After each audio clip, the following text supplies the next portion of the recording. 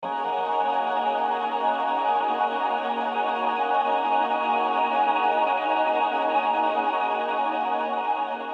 there, I'm harping on again, get it? I'm harping on again about the ubiquitous 1680 lens. Now, I love this lens now, I really do, and I've shot a load of pictures with it. But people have been asking me, what's it like in low light? Is it sharp enough, etc.? At the wide angle end, at the telephoto end? Right, well, we're going to do a little comparison test. Yes, I know, another comparison test. It's driving me nuts too. It'll be the last time, as I said before.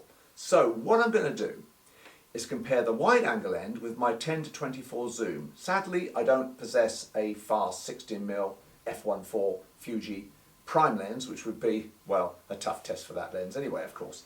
And I'm shooting, by the way, with the 1680, and I've got the 90 f2 over there. Yes. Anyway, so I'm going to compare those two together at the wide angle end using apertures of just f4 and f5.6.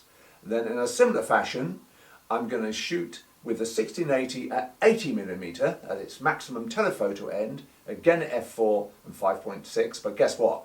I'm going to compare it against the 90mm. Now the 90mm is going to beat it hands down, it's got to be. We all know how super sharp that lens is. A zoom lens, any zoom lens, has got a tough task to beat a prime, generally. There are some superb lenses, zoom lenses out there, but that's a very tough task against the 90. So we're going to do these comparisons and I will show you these later. They're coming up very soon, folks. But first, I'll show you some pictures I took at a live band recording, and I shot with the Fuji 1680, mostly at the 80mm end, and also at very slow shutter speeds, by the way. And you'll see just what I've managed to capture there in low light, shooting at f4, even at the 80 end, with quite low shutter speeds. Yeah, there were a lot of failures and I was shooting bursts, at least 2-3 frames at a time. So we'll see all that and we'll come back to it later. This was a really good test for the 1680. Most shots were taken at f4, ISO 3200, and as you'll see, very slow shutter speeds. I got away with it somehow, but I was shooting bursts, 2, 3, 4 frames at a time, and then just deleting the ones that had too much motion blur. But the image stabilization also helped really well here, of course.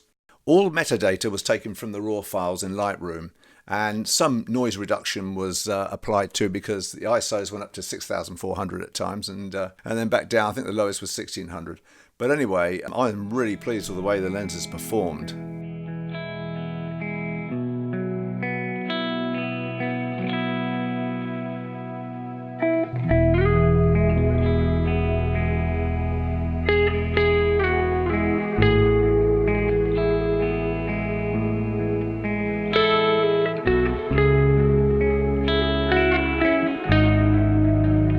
Here's a selection of pictorial images, mostly taken in low light with slow shutter speeds, and all handheld.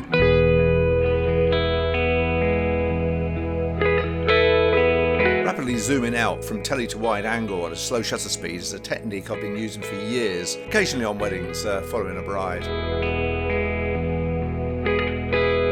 Detail on this butterfly at f4 is incredible, it's really sharp.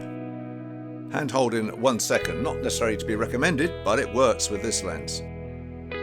As I previously mentioned, I don't possess a 16mm prime, so I use the 10-24 wide angle, set at 16mm, and compared that with the 1680. Yeah, and I think it's got a slight edge.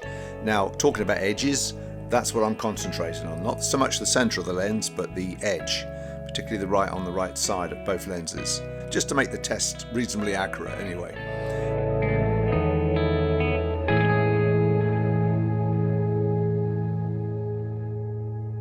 But when it comes to the 80mm end and comparing it with the 90mm prime, well, that was a really tough ask for the lens for the 1680. No way was it going to beat the 90mm, because even at f2, as you can see, it's sharper, much sharper than the 1680.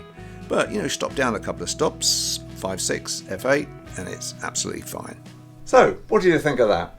Conclusive test, not exactly scientific, I know, but that's it. I'm not doing it anymore. I really am not doing any more lens tests. Well, not with this lens anyway. I think the 1680 has been flogged to death by now. But I have one little bonus for you. One little bonus at the very end. Keep tuning right now.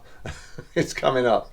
I've done a shutter shock test. Yes, a shutter shock test. Shutter shock has been detected at shutter speeds between 1/2 of a second and 2/100 of a second. So I did the test of these 6 images from between 180 and 1250 on a tripod with flash. Then I used a camera handheld with flash, finally on a tripod with continuous lighting, and then shooting handheld with continuous lighting.